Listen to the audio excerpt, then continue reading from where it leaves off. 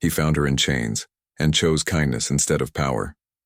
The market was loud, metal cages, barking voices, alien smells in the air. On the edge of the planet Vorsk 9, traders sold anything. Food, machines, weapons, even people.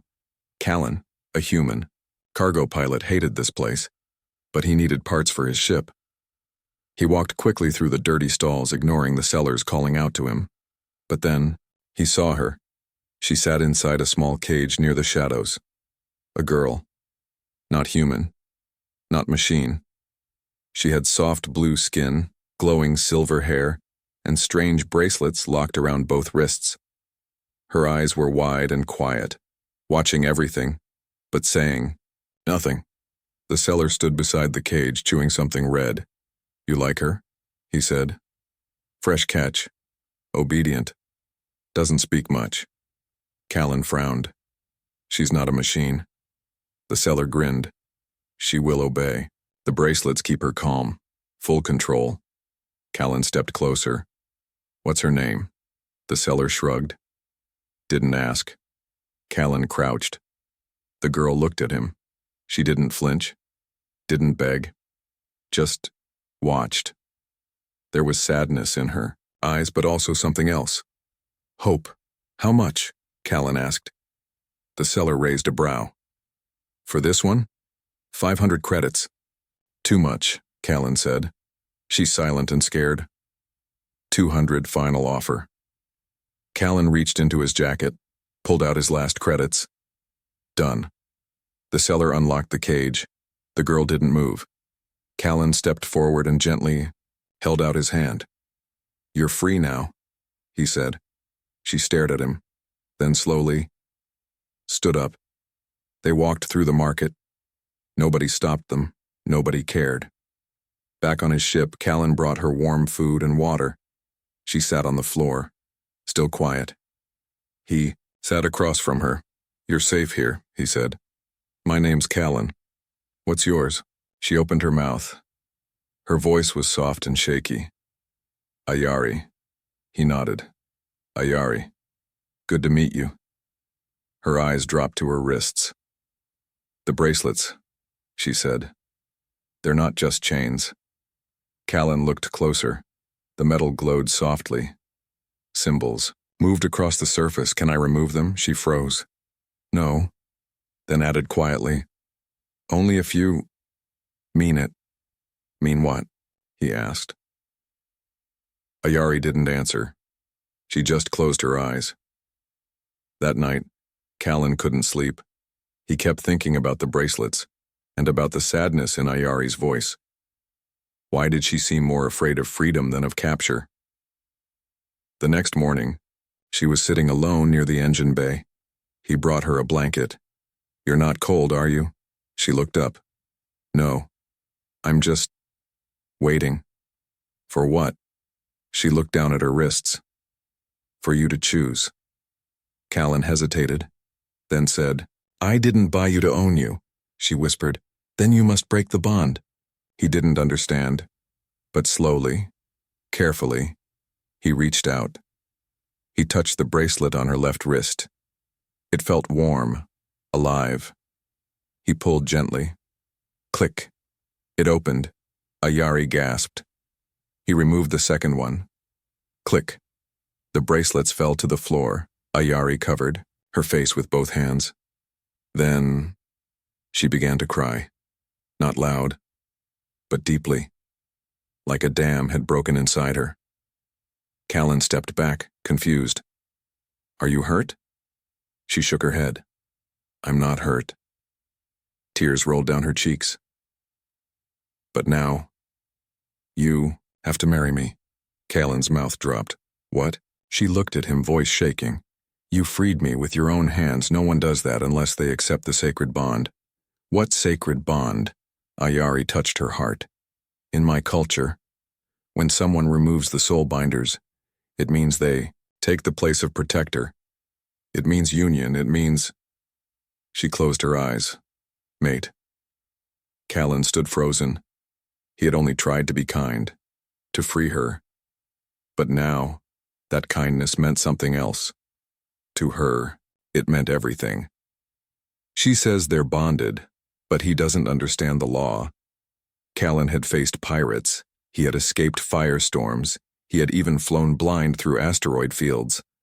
But nothing in his life had prepared him for the moment when an alien girl looked him in the eyes and said, "You are now my mate." He stared at Ayari, still sitting on the floor of his ship, the silver bracelets now lying beside her like broken promises. She was no longer crying. She was calm now. Too calm. That scared him even more. "I think there's been a mistake," Callan said, holding up his hands. "I didn't mean to marry anyone. I just wanted to help." Ayari nodded once. "But you removed the soul binders. That is a public vow in my people's law." Callan shook his head. "I didn't make a vow. I didn't even know what they were." Ayari looked at him again. And this time, her voice was different. "Intent doesn't matter. The act does." She stood slowly, wrapping the blanket tighter around her body.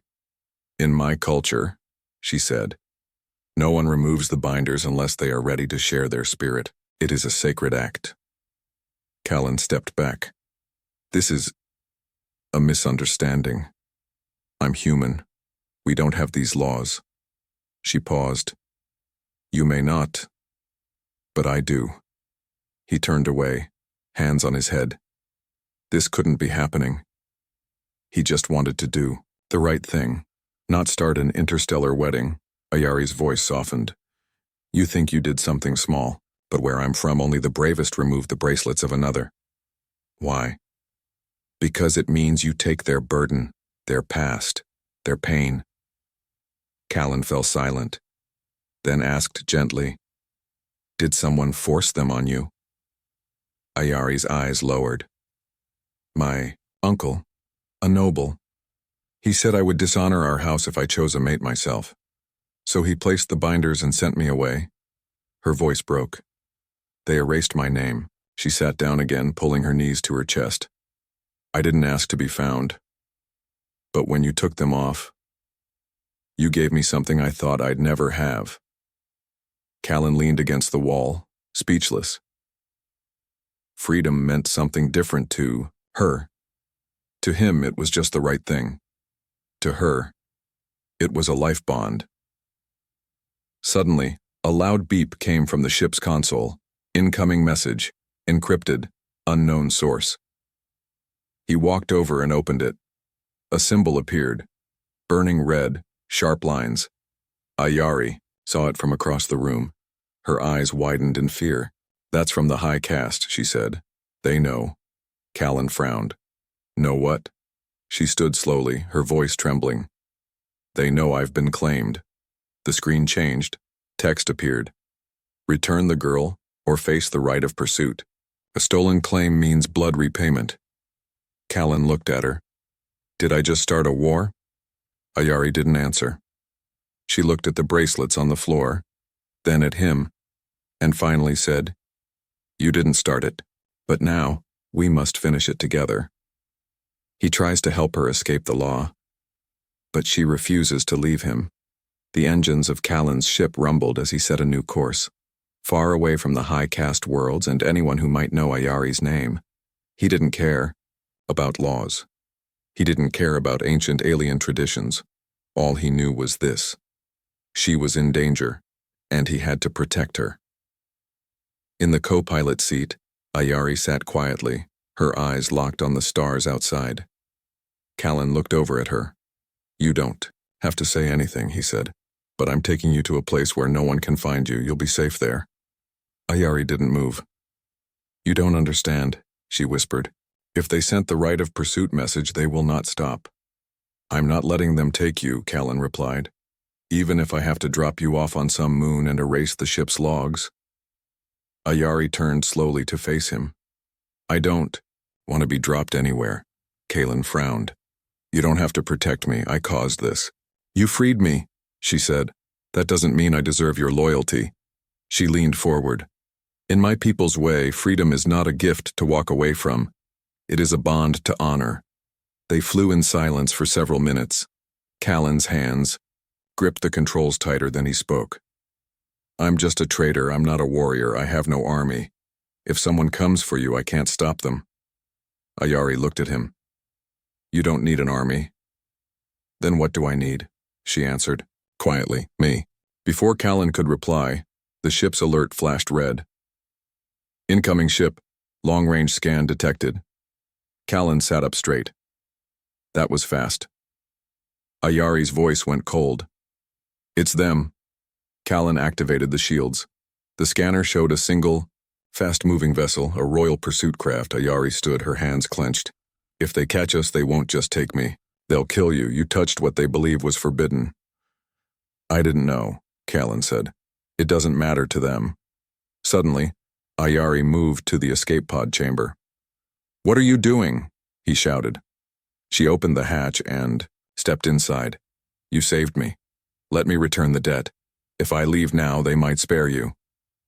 No. Callan ran after her. You won't survive alone. She looked at him, calm but heartbroken. This was my fight, not yours. But before she could close the door, Callan placed his hand on hers. You said freedom is a bond to honor. Well, I choose to honor it too. So if you go, I go with you.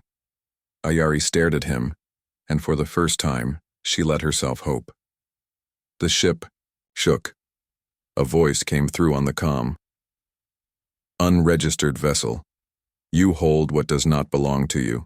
Surrender the bonded or face destruction. Callan stood tall, still holding Ayari's hand. He pressed the comm button and answered. She chose me, and now I choose her, so come if you want.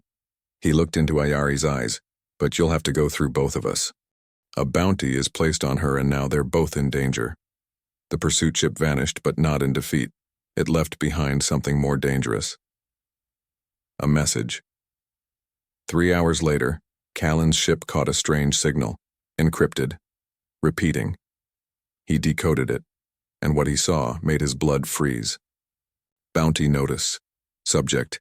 Ayari of House Velra status. Escaped property reward. 900,000 credits, dead or alive. Ayari sat beside him, silent. She didn't cry. She didn't panic. She just stared and whispered, They made me a target. Callan clenched his fists. They put a price on your life, like your cargo. I was cargo, she said. Now I'm something worse, a symbol of shame. Across the galaxy, bounty hunters began to move. Some in dirty armor, some in black ships with no names. They didn't care about honor or history. They only saw a reward. Within hours, Callan's ship was being followed. Too fast. Too many. He rerouted their path to a mining moon where his friend Torin, a former smuggler, had an underground base. Torin opened the hangar as soon as he saw Callan's ID code. Did you steal something important? He joked. Callan stepped out with Ayari. More, like I rescued someone priceless. Torin's smile vanished when he saw the glowing symbol on her wrist. You really did it, he said. You unbound a royal.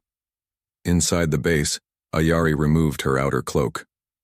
Torin stared at her. She's wearing the skin mark. That means the bond is complete. Callan frowned. What's a skin mark? Ayari touched her shoulder. Underneath, a glowing blue pattern had appeared, small, almost like a tattoo, but alive with light.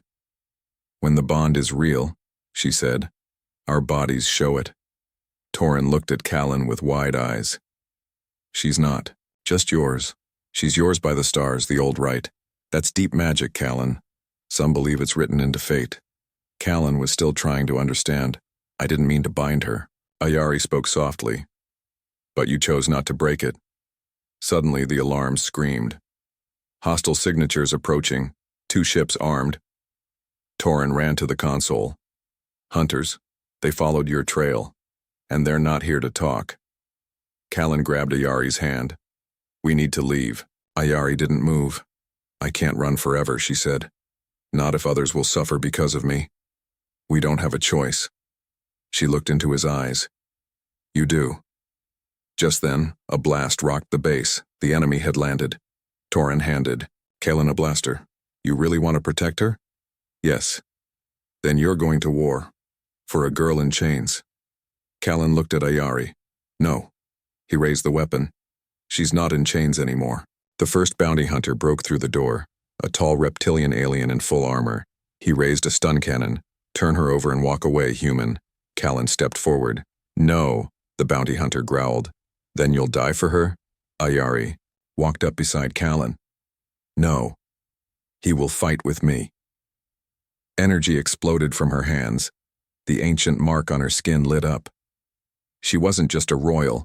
She had power, the kind her people feared. Together, she and Callan fought side by side. She shielded. He protected her, and when it was over, the hunters were gone. They sat together in the quiet hangar, breathing hard. Ayari looked down at her hand. The bond is stronger now. Callan smiled, tired but sure. So are we. But deep in the stars, a larger ship received a message. Target, still alive. Hunters failed. Activating Phase 2. Bring them back or burn the stars. Her real identity is revealed. And now the marriage is political.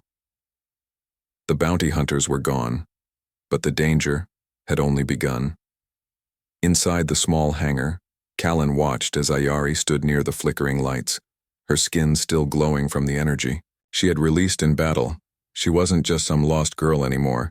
She was something much bigger. Callan stepped closer. What was that back there? He asked. How did you do that? Ayari turned to him, her face calm, but her eyes were full of worry. I didn't want you to see it, she said softly. But you had to. See what? She raised her hand. The energy swirled faintly in her palm. I was born into the house of Velra. Not just any noble house, a bloodline tied to the core thrones. My family once ruled half of the outer worlds. Callan stared at her. Your royalty? She nodded. I was hidden during the rebellion. My uncle betrayed our family. I was marked and sent away in chains to protect our name. They told the galaxy I died. Callan stepped back, stunned. And now the truth is out. And I'm not just a runaway, I'm a claim to the throne. Suddenly, Torin's voice came through the comm. Urgent transmission. From the Yalari court. Ayari and Callan rushed to the screen. A tall figure appeared, in a royal robe, eyes cold, voice smooth. This message is for Ayari of Velra, and the human who bound himself to her. By ancient law, you are now husband and wife, and by royal code, your union gives the human rights to speak for our house. You must return at once. The council demands your presence. Callan turned to Ayari. Did they just say, I speak for your people? She looked away. I told you. The bond wasn't just emotional. When you broke my bracelets, you awakened an old law. She looked up at him, heart pounding. In their eyes, you're now a royal consort. Callan groaned and paced the room. I'm a cargo pilot. I fix engines and haul scrap, not lead councils or stand in palaces. You don't have to, Ayari whispered. You can walk away. They only want me. Callan stopped. He stared at her, then slowly shook his head. I didn't save you to lose you. If standing beside you means facing kings and enemies, then I'll stand taller. The next day, their ship entered the outer courts of Yalari Prime. Massive towers rose from silver seas. Guards met them at the dock, bowing low to Ayari and eyeing Callan with cold curiosity. Inside the Hall of Judgment, the Great Council sat. In silence, Ayari and Callan walked side by side to the center. A judge stood. State your purpose. Ayari lifted her chin. I am Ayari of Velra, daughter of the fallen bloodline. I return not to claim power, but to confirm my choice. She turned to Callan. I was freed by this human. He could have walked away, but he chose to protect me, fight for me, stand beside me. She took his hand, not just in survival, but in life. Gasps echoed through the court. Some voices muttered. Others shouted, he's not of our kind. He's not royal. This is madness. But Ayari raised her voice. No, this is a bond, not made by politics but by choice. Callan stepped forward. I didn't know what I was getting into. I still don't. But I know this. Ayari means everything to me, and I'll face anything, anyone, to stay beside her. The council fell quiet. Then the judge spoke. Then the old right stands. This union is legal. The throne cannot deny it. But as Callan and Ayari stepped down, a dark voice echoed from the far end of the room. If the law won't stop them, I will. A tall shadow stepped from the balcony. Her uncle, the one who betrayed her, now wearing royal robes of his own, and, behind him, a private army. The court demands he be tested, or be executed. The grand hall fell silent. Even the guards froze as Ayari's uncle, Lord Veyron, stepped forward with a cruel smile. Behind him stood armored warriors, silent and waiting. His voice echoed through the marble chamber.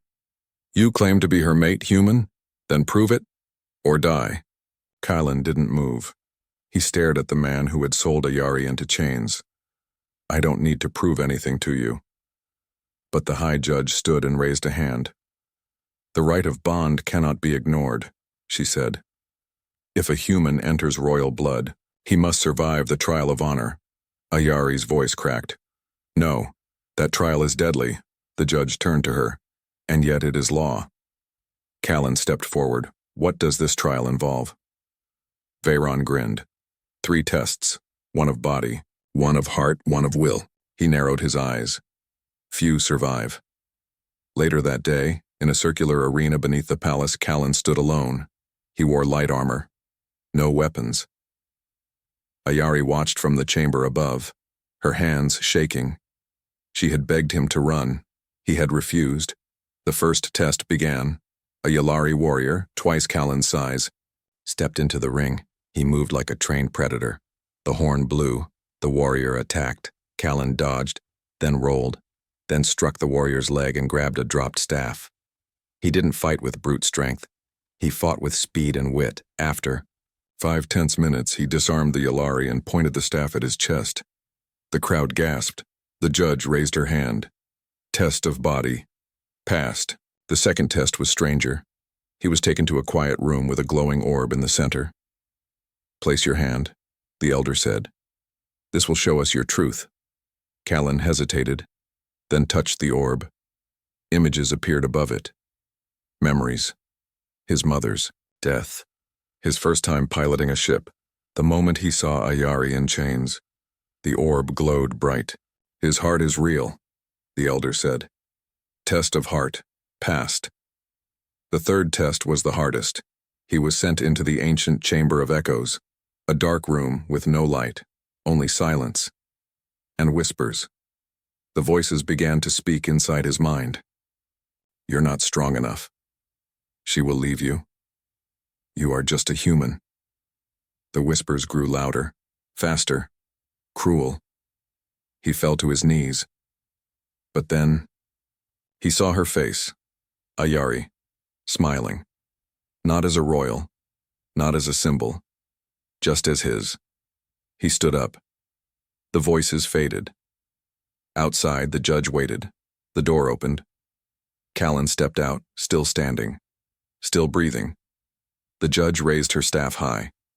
He has passed all trials. By law, his bond with Ayari is recognized. He is now consort of House Velra. The crowd cheered.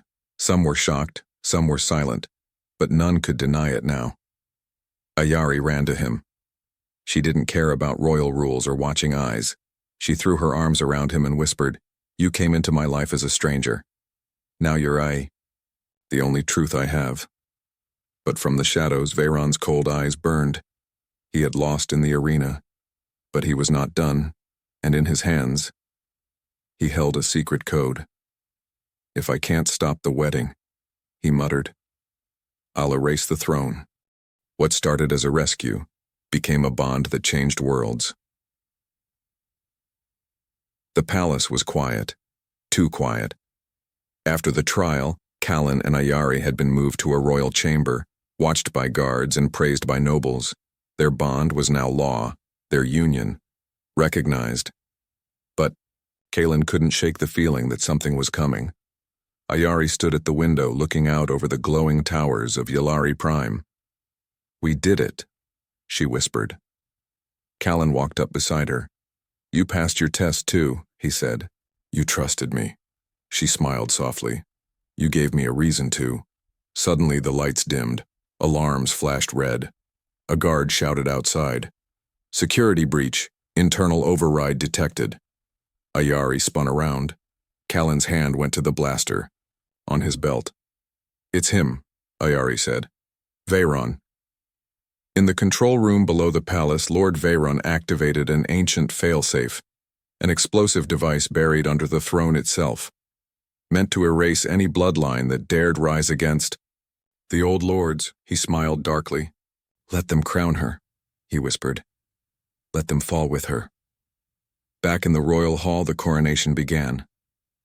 Ayari wore a simple dress. No crown, no jewels. Just a small silver band around her wrist. This time, not a shackle, but a choice. She stepped forward, Callan at her side. The High Judge lifted her hand. "From this day, Ayari of Velra and Callan of Earth are bonded by law, by heart, and by legacy. Let all who stand before them know." Suddenly, boom! The floor shook, screams echoed. Smoke rose. Ayari pulled Callan behind a pillar. Guards rushed in. Breach in the royal vault. Kalen's comm crackled. Torin's voice came through. "A device! Buried under the chamber. Veyron's trying to bring the whole palace down."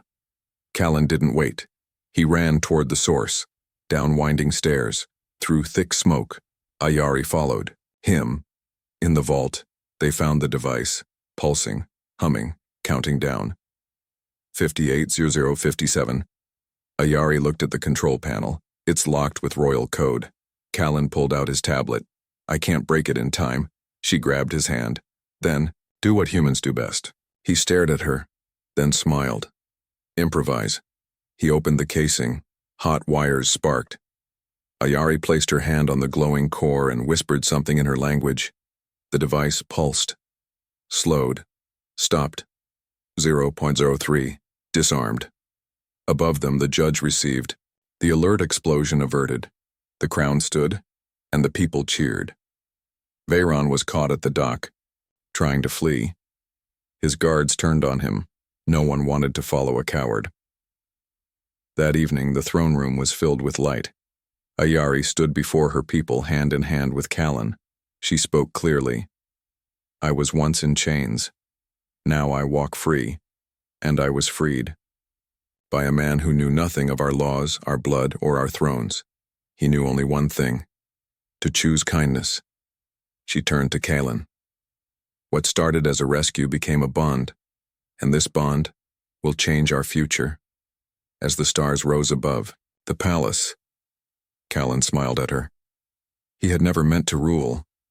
He had only meant to do the right thing. But in doing that, he had earned something greater than power. He had earned her heart.